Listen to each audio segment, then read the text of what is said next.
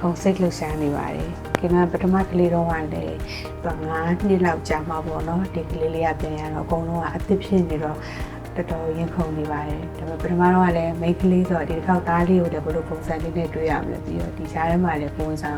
ဂျာနီတစ်ချောင်းမှာအရင်ဟိုပေါ့နော်ခက်ခဲတဲ့အများကြီးရှိခဲ့တဲ့အတွက်ကြောင့်မို့လို့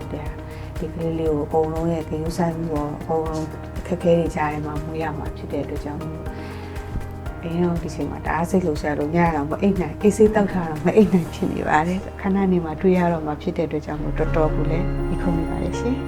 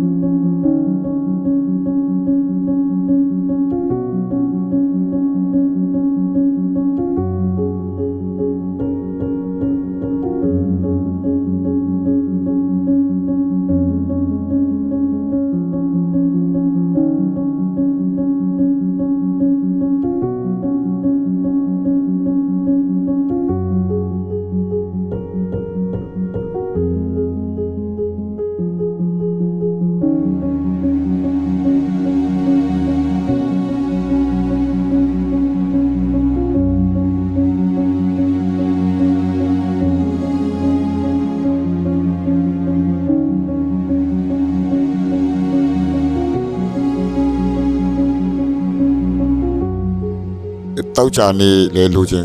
တောက်ကြနေမှာရှင်းခဲ့တာတောက်ကြတာလိုချင်ခဲ့တာအဲ့ဒါလည်းပဲဆန္ဒပြေတယ်ပြီးတော့9နိုင်7မိနစ်မှာထွက်လာပြီးချင်းခဲ့တာ9နိုင်7မိနစ်တီမှာ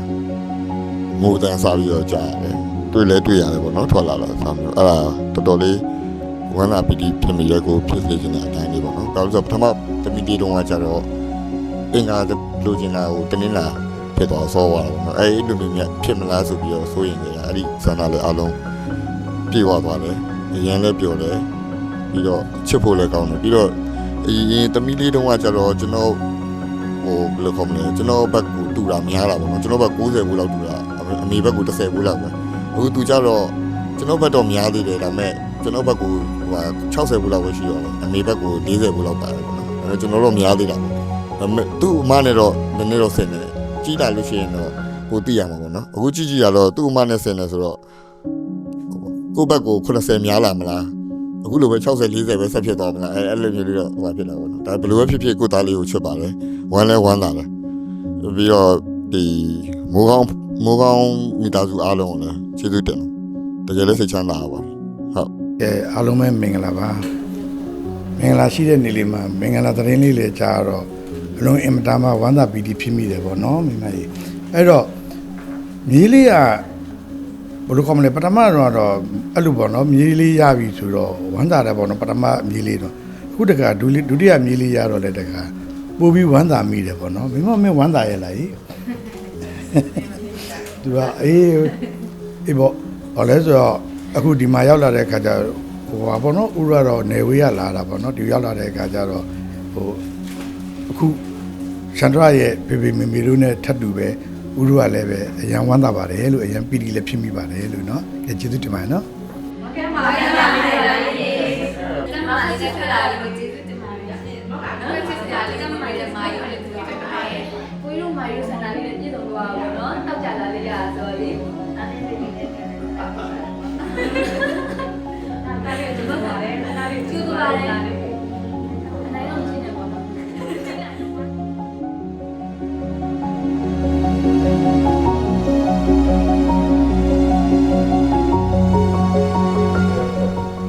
ပို့စတင်ထားခဲ့တယ်လို့ပဲပေါ့နော်ဒီဗဒကဘာကြီးအတွင်းသို့ဟိုက်ဒရာရောက်ရှိပေါ့ရောက်ရှိခြင်းအမှန်တရားမင်္ဂလာစကားအနေနဲ့ကတော့ဟိုက်ဒရာဆိုတာရေကိုအစိုးရတဲ့ရေနက်သားလေးပေါ့နော်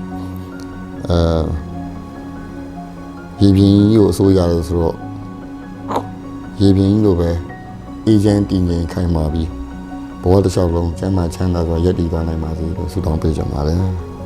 မေကလည်းဒီနေ့ထပ်တူတာလေးကိုနည်းနည်းထွေးနဲ့ကြိုဆိုပါတယ်မင်းလားဒီနေ့ထပ်တူပြောတဲ့အတိုင်းပဲဖြစ်ပါလိမ့်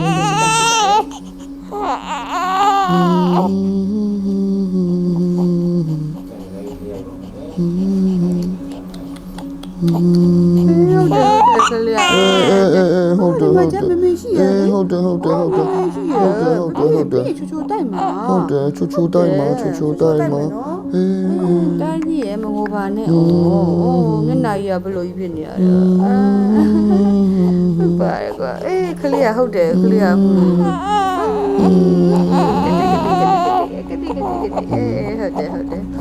ဟုတ်တယ်ဘက်ကစားနေဟုတ်တယ်ဘိုက်စားနေနင်းနုတိုက်ရတော့မယ်ဟုတ်တယ်နင်းနုတိုက်ရတော့မယ်နော်ဟုတ်တယ်